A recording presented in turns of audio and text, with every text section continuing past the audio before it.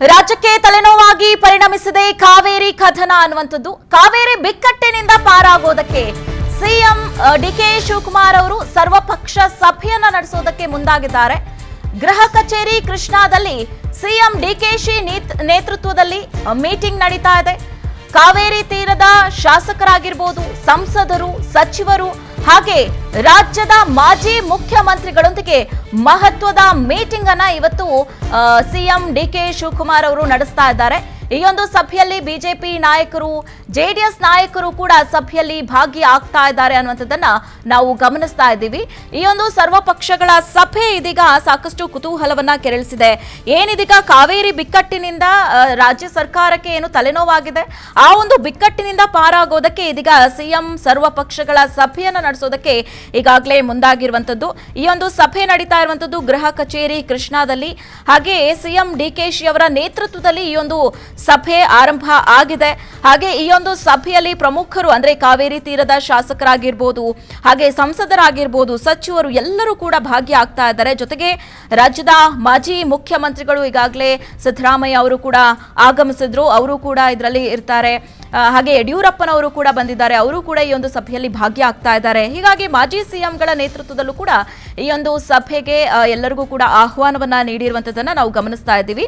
ಮಹತ್ವದ ಮೀಟಿಂಗ್ ಏನು ಈಗಾಗಲೇ ಆರಂಭ ಆಗಿದೆ. ಬಿಜೆಪಿ ನಾಯಕರು, ಜೆಡಿಎಸ್ ನಾಯಕರು ಕೂಡ ಈ ಒಂದು ಸಭೆಯಲ್ಲಿ ಭಾಗಿಯಾಗ್ತಾ ಇದ್ದಾರೆ. ರಾಜ್ಯಕ್ಕೆ ಒಂದು ರೀತಿಯಾಗಿ ಈ ಕಾವೇರಿ ವಿಚಾರ ಏನಿದೆ, ಈಗ ತಮಿಳುನಾಡಿಗೆ ಬಿಡೋದಕ್ಕೆ ಏನು ಆದೇಶ ಬಂದಿದೆ, ಕಾವೇರಿ ನೀರು ಪ್ರಾಧಿಕಾರದಿಂದ ಆದೇಶ ಬಂದಿದೆ. ಹಾಗೆ ಈ ಒಂದು ವಿಚಾರಕ್ಕೆ ಸಂಬಂಧಪಟ್ಟಂತೆ ರಾಜ್ಯದಲ್ಲಿ ಸಾಕಷ್ಟು ಆಕ್ರೋಶಗಳು ಭುಗಿಲೆದ್ದಿದೆ. ನಮಗೆ ಇಲ್ಲಿ ಕುಡಿಯೋದಕ್ಕೆ ನೀರಿಲ್ಲ, ಕೃಷಿ ಚಟುವಟಿಕೆಗಳಿಗೆ ನೀರಿಲ್ಲ. ಇಂಥ ಸಂದರ್ಭದಲ್ಲಿ ತಮಿಳುನಾಡಿಗೆ ನೀರು ಬಿಟ್ರೆ ನಮ್ಮ ರಾಜ್ಯದ ರೈತರ ಪರಿಸ್ಥಿತಿ, ಹಾಗೆ ಕುಡಿಯುವ ನೀರಿನ ಪರಿಸ್ಥಿತಿ ಏನು ಅನ್ನೋದ್ರ ಬಗ್ಗೆ ಜನಸಾಮಾನ್ಯರಾಗಿರ್ಬೋದು, ಹಾಗೆ ರೈತರು, ಹೋರಾಟಗಾರರು, ಪ್ರತಿಭಟನಾಕಾರರು ಇದೀಗ ಪ್ರಶ್ನೆಯನ್ನ ಮಾಡ್ತಾ ಇದ್ದಾರೆ. ಹಾಗೆ ರಾಜ್ಯ ಸರ್ಕಾರವನ್ನ ತರಾಟೆಗೂ ಕೂಡ ತೆಗೆದುಕೊಳ್ತಾ ಇರುವಂತದ್ದು. ಇದೆಲ್ಲವೂ ಕೂಡ ಒಂದು ರೀತಿಯಾಗಿ ರಾಜ್ಯ ಸರ್ಕಾರಕ್ಕೆ ಬಿಕ್ಕಟ್ಟಾಗಿದೆ, ತಲೆನೋವಾಗಿದೆ. ಇದನ್ನು ಯಾವ ರೀತಿಯಾಗಿ ಸರಿಪಡಿಸಿಕೊಳ್ಳುವುದು ಅನ್ನುವಂಥದ್ರ ನಿಟ್ಟಿನಲ್ಲಿ ಈಗಾಗಲೇ ಸಿಎಂ ಡಿಕೆ ಶಿವಕುಮಾರ್ ಅವರು ಬ್ಯಾಕ್ ಟು ಬ್ಯಾಕ್ ಮೀಟಿಂಗ್ ಗಳನ್ನ ಮಾಡ್ತಾ ಇದ್ದಾರೆ. ಹಾಗೆ ಸರ್ವಪಕ್ಷ ಸಭೆಗಳನ್ನ ಕೂಡ ಕರೆದಿದ್ರು, ಅದು ಇವತ್ತು ಆರಂಭ ಆಗಿದೆ. ಗೃಹ ಕಚೇರಿ ಕೃಷ್ಣಾದಲ್ಲಿ ಸಿಎಂ ಡಿಕೆಶಿ ನೇತೃತ್ವದಲ್ಲಿ ಈ ಒಂದು ಮೀಟಿಂಗ್ ಆರಂಭವಾಗ್ತಾ ಇರುವಂತದ್ದು. ಒಬ್ಬೊಬ್ಬರೇ ನಾಯಕರು ಕೂಡ ಈಗಾಗಲೇ ಬರ್ತಾ ಇರುವಂತದನ್ನ ಕೂಡ ನಾವು ಗಮನಿಸ್ತಾ ಇದ್ದೀವಿ. ಈಗಾಗಲೇ ಸಾಕಷ್ಟು ಶಾಸಕರು, ಸಚಿವರು, ಸಂಸದರು ಎಲ್ಲರೂ ಕೂಡ ಈ ಒಂದು ಸಭೆಗೆ ಬರ್ತಾ ಇದ್ದಾರೆ. ಹಾಗೆ ಮಾಜಿ ಸಿಎಂ ಸಿದ್ದರಾಮಯ್ಯ ಆಗಿರ್ಬೋದು, ಮಾಜಿ ಸಿಎಂ ಯಡಿಯೂರಪ್ಪನವರಾಗಿರ್ಬೋದು, ಅವರು ಕೂಡ ಈ ಒಂದು ಸಭೆಗೆ ಆಗಮಿಸಿರುವಂತದನ್ನ ನಾವು ಗಮನಿಸಿದ್ವಿ.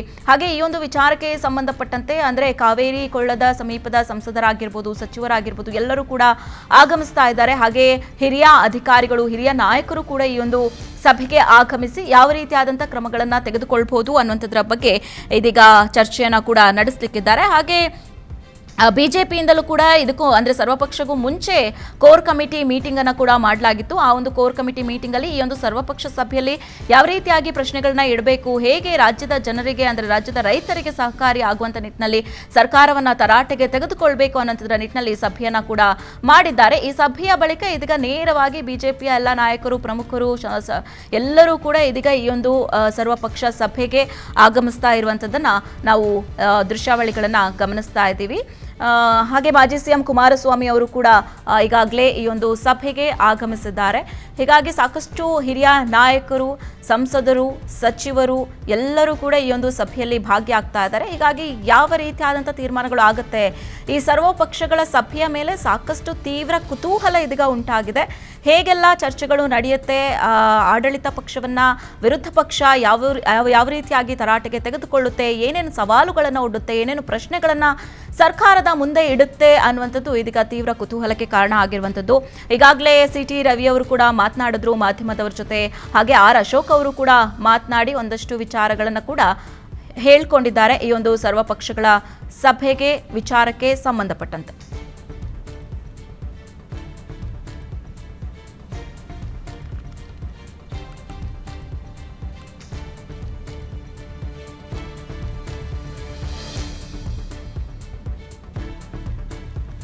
ಓಕೆ, ಕಾವೇರಿಗಾಗಿ ಡಿಕೆಶಿ ಅವರ ದಶಾಸೂತ್ರಗಳು ಏನು ಅನ್ನುವಂಥದ್ದನ್ನ ನಾವಿದೀಗ ಗಮನಿಸ್ತಾ ಇದ್ದೀವಿ. ಈ ಒಂದು ವಿಚಾರಕ್ಕೆ ಸಂಬಂಧಪಟ್ಟಂತೆ ರಾಜ್ಯದ ಜನರಿಗೆ ಮೊದಲ ಆದ್ಯತೆಯನ್ನ ನೀಡಬೇಕು ಮತ್ತು ಕಾವೇರಿ ನೀರು ಕಾಪಾಡೋದಕ್ಕೆ ನಾವು ಬದ್ಧ ಅನ್ನುವಂಥದ್ದು ದಶಾಸೂತ್ರಗಳಲ್ಲಿ ಒಂದು.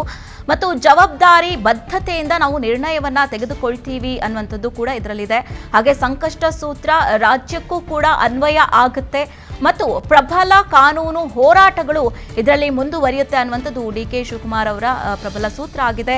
ತಮಿಳುನಾಡಿಗೆ ನಾವು ನೀರು ಬಿಟ್ಟಿಲ್ಲ ಅನ್ನುವಂಥದ್ದು. ಎರಡನೇದು, ಕರ್ನಾಟಕ ಬಂದ್ ಬೇಕಾಗಿಲ್ಲ, ಬಂದ್ನಿಂದ ಯಾವುದೇ ರಿಸಲ್ಟ್ ಸಿಗೋದಿಲ್ಲ ಅನ್ನುವಂಥದ್ದು. ಮತ್ತು ಈ ಒಂದು ಭಾನುವಾರದ ಸರ್ವಪಕ್ಷ ಸಭೆ ಏನಿದೆ ಇದರಲ್ಲಿ ಮಹತ್ವದ ತೀರ್ಮಾನಗಳನ್ನ ತೆಗೆದುಕೊಳ್ಳಲಾಗುತ್ತೆ. ಎಲ್ಲರ ವಿಶ್ವಾಸವನ್ನ ಪಡೆದು ತೀರ್ಮಾನವನ್ನ ತೆಗೆದುಕೊಳ್ಳೋದಕ್ಕೆ ತೀರ್ಮಾನ ಮಾಡಲಾಗಿದೆ. ಇನ್ನು ರಾಜ್ಯದ ಹಿತಾಸಕ್ತಿಯೇ ನಮಗೆ ಮುಖ್ಯ, ಸರ್ಕಾರಕ್ಕೆ ಮುಖ್ಯ ಅನ್ನುವಂಥದ್ದು ಕೂಡ ದಶಸೂತ್ರಗಳಲ್ಲಿ ಒಂದು. ರಾಜ್ಯದ ಜನರಿಗೆ ಮೊದಲ ಆದ್ಯತೆಯನ್ನ ನಾವು ನೀಡ್ತೀವಿ, ಜೊತೆಗೆ ಕಾವೇರಿ ನೀರನ್ನ ಕಾಪಾಡೋದಕ್ಕೆ ನಾವು ಯಾವತ್ತೂ ಕೂಡ ಬದ್ಧರಾಗಿರ್ತೀವಿ.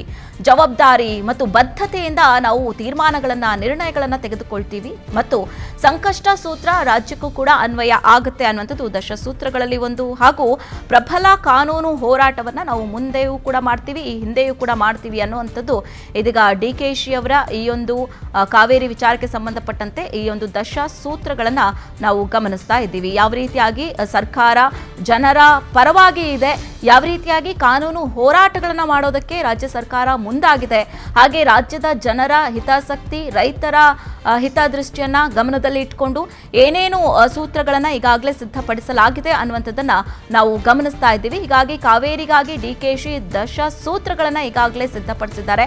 ಆ ದಶಸೂತ್ರ ಏನು ಅನ್ನುವಂಥದ್ದನ್ನ ಕೂಡ ನಾವೀಗ ಗಮನಿಸ್ತಾ ಇದ್ದೀವಿ. ಓಕೆ, ಈ ವಿಚಾರಕ್ಕೆ ಸಂಬಂಧಪಟ್ಟಂತೆ ಮತ್ತಷ್ಟು ಮಾಹಿತಿಯನ್ನು ನೀಡೋದಕ್ಕೆ ನಮ್ಮ ಪ್ರತಿನಿಧಿ ತಿಮ್ಮೇಗೌಡರು ನೇರ ಸಂಪರ್ಕಕ್ಕೆ ಸಿಕ್ಕಿದ್ದಾರೆ. ತಿಮ್ಮೇಗೌಡ್ರೆ, ನಾವು ಗಮನಿಸ್ತಾ ಇದ್ದೀವಿ ಈ ಒಂದು ಸರ್ವಪಕ್ಷಗಳ ಸಭೆ ಏನಿದೆ ಸಾಕಷ್ಟು ಕುತೂಹಲವನ್ನ ನೇರವಾಗಿ ಸರ್ವಪಕ್ಷ ಸಭೆಗೆ ಹಾಜರಾಗ್ತಾ ಇರುವಂತದ್ದು. ಸೊ ಏನೇನು ಸವಾಲುಗಳು ಇದೆ, ಈ ಒಂದು ಸರ್ವಪಕ್ಷ ಸಭೆ ಆದ್ಮೇಲೆ ಏನೇನು ತೀರ್ಮಾನಗಳನ್ನ ತೆಗೆದುಕೊಳ್ಳುವಂತ ಸಾಧ್ಯತೆಗಳು ಇದೆ ಅಂತ? ಸರ್ವಪಕ್ಷ ಸಭೆಯಲ್ಲಿ ಆಲ್ ಪಾರ್ಟಿ ಡೆಲಿಗೇಷನ್ ಸರ್ವಪಕ್ಷ ನಿಯೋಗವನ್ನ ಪ್ರಧಾನಿಗಳ ಬಳಿ ಕೇಂದ್ರ ಸರ್ಕಾರಕ್ಕೆ ತೆಗೆದುಕೊಂಡು ಹೋಗುವಂತ ಒಂದು ನಿರ್ಧಾರವನ್ನು ಕೈಗೊಳ್ಳಬಹುದು, ಅಥವಾ ಕಾನೂನಾತ್ಮಕವಾಗಿ ಹೋರಾಟವನ್ನ ಹೇಗೆ ಮಾಡಬೇಕು ಅನ್ನುವಂಥ ಒಂದು ನಿಟ್ಟಲ್ಲಿಯೂ ಕೂಡ ನಿರ್ಧಾರವನ್ನು ಕೈಗೊಳ್ಳಬಹುದು, ಅಥವಾ ನೀರನ್ನ ಬಿಟ್ಟು ತಮಿಳುನಾಡು ಸರ್ಕಾರ ಮತ್ತು ಕರ್ನಾಟಕ ಸರ್ಕಾರದ ನಡುವೆ ಯಾವ ರೀತಿಯಾಗಿ ಸಮನ್ವಯತೆಯನ್ನು ಸಾಧಿಸಬೇಕು ಅನ್ನುವಂಥ ಒಂದು ನಿಟ್ಟಲ್ಲಿ ಅದರ ಬಗ್ಗೆನೂ ಕೂಡ ಚರ್ಚೆ ಆಗ್ಬೋದು. ಸೊ ಹೀಗಾಗಿ ಪ್ರಮುಖವಾಗಿ ಇಂಥ ಮೂರು ವಿಚಾರಗಳ ಬಗ್ಗೆ ಚರ್ಚೆ ಆಗುವಂಥ ಒಂದು ಸಾಧ್ಯತೆಗಳಿದ್ದಾವೆ. ಯಾಕಂತ ಹೇಳಿದ್ರೆ, ಒಂದು ರಾಜಕೀಯವಾಗಿ ಅಂದರೆ ಕಾನೂನಾತ್ಮಕವಾಗಿ ಹೋರಾಟವನ್ನು ಮಾಡಲೇಬೇಕಾದಂಥ ಒಂದು ಅನಿವಾರ್ಯ ಪರಿಸ್ಥಿತಿ ಇರ್ತಕ್ಕಂಥದ್ದು. ಯಾಕಂತ ಹೇಳಿದ್ರೆ, ಕಾವೇರಿ ಕಣಿವೆ ಭಾಗದಲ್ಲಿ ಈಗಾಗಲೇ ಮಳೆ ಪ್ರಮಾಣ ಕಡಿಮೆ ಆಗಿರ್ತಕ್ಕಂಥ ಹಿನ್ನೆಲೆಯಲ್ಲಿ ಜಲಾಶಯವು ಕೂಡ ಡೆಡ್ ಸ್ಟೋರೇಜ್ ಹಂತವನ್ನು ತಲುಪಿದೆ.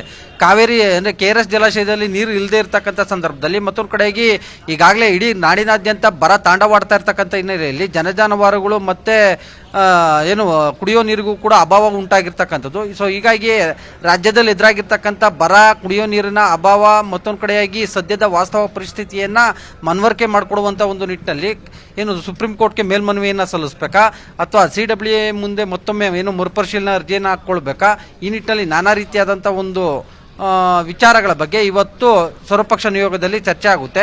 ಯಾಕಂತ ಹೇಳಿದ್ರೆ, ಈ ಒಂದು ಸರ್ವಪಕ್ಷ ಸಭೆಗೆ ಈಗಾಗಲೇ ಪಕ್ಷಾತೀತವಾಗಿ ಮೂರು ಪಕ್ಷಗಳ ನಾಯಕರು ಕೂಡ ಆಗಮಿಸಿರ್ತಕ್ಕಂಥದ್ದು. ಅಂದರೆ JDS ನಾಯಕ ಕೇಂದ್ರ ಸಚಿವ HD ಕುಮಾರಸ್ವಾಮಿ ಆಗಿರ್ಬೋದು, BJP ಹಿರಿಯ ನಾಯಕ, BJP ಮಾಜಿ ಮುಖ್ಯಮಂತ್ರಿ BS ಯಡಿಯೂರಪ್ಪ, ಪ್ರತಿಪಕ್ಷ ನಾಯಕ R ಅಶೋಕ್, ಶೋಭಾ ಕರಂದ್ಲಾಜೆ, ಕೇಂದ್ರ ಸಚಿವರಾದಂಥ V ಸೋಮಣ್ಣ, ಎಸ್ಪೆಷಲಿ ಕೇಂದ್ರದ ರಾಜ್ಯದಿಂದ ಪ್ರತಿನಿಧಿಸುವಂಥ ಕೇಂದ್ರ ಸಚಿವರು ಎಲ್ಲರೂ ಕೂಡ ಆಗಮಿಸಿರ್ತಕ್ಕಂಥದ್ದು. ಕುಮಾರಸ್ವಾಮಿ, V ಸೋಮಣ್ಣ, ಶೋಭಾ ಕರಂದ್ಲಾಜೆ ಇವರು ಕೂಡ ಆಗಮಿಸಿರ್ತಕ್ಕಂಥದ್ದು. ಎಲ್ಲ ಒಂದು ಕಡೆಯಾಗಿ ಈ ಒಂದು ನಿಟ್ಟಿನಲ್ಲಿ ಪಕ್ಷಾತೀತವಾಗಿ ಈ ಒಂದು ಭಾವನಾತ್ಮಕವಾಗಿರ್ತಕ್ಕಂಥ ಕಾವೇರಿ ವಿಚಾರದಲ್ಲಿ ಒಂದು ಮಹತ್ವದ ನಿರ್ಧಾರವನ್ನು ಕೈಗೊಳ್ಳುವಂಥ ಒಂದು ಸಾಧ್ಯತೆಗಳಿದ್ದಾವೆ.